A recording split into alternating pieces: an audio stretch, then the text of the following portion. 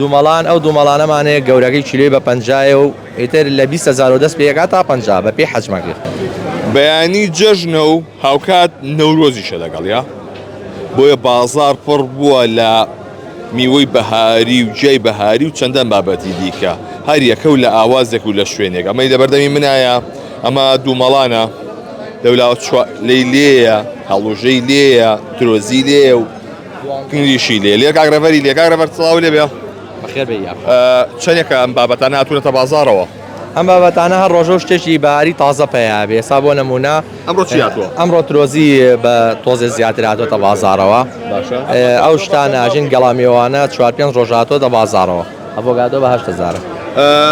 ئەمە ئیشویە ترۆزیەکە ئەم ترۆزیە لە ئێستا ئینی کەلارە کیلۆی بە 12,000 دینارە. 12,000 ئەی چوالە؟ چوالە سووری هەیە و ئێرانیش هەیە کیلۆی بە 12 و ڕبعێ بە 3,000.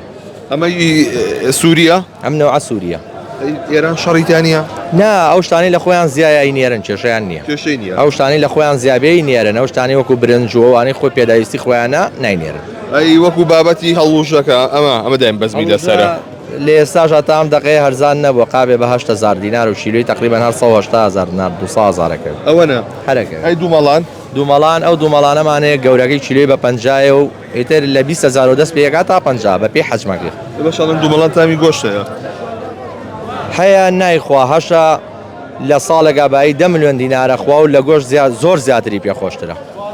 باشە تامی گۆشت بە گۆشتەکە پڕ هەرزانتر نییە؟ نا گۆشتەکە حتمما زیانی هەیە و خەڵک ڕەچاویەوە کە هەیە گۆشت بە هیچ شێوەیەک ناخوا و لە بری گۆشت ئەمە ئاخوا. ئیشوێ دوومەڵانەکە؟ ئەم نەوعی ڕوتبەیە ئی حدودی یاردەن هەشمانەی گەرمیانە. گەرمیانیش؟ گەرمیان کەمە. کنگر بە چەنە؟ کنگر لە ئێستاە بە 4,000 دینارە. ئەیوە هەرزان یەکسەر؟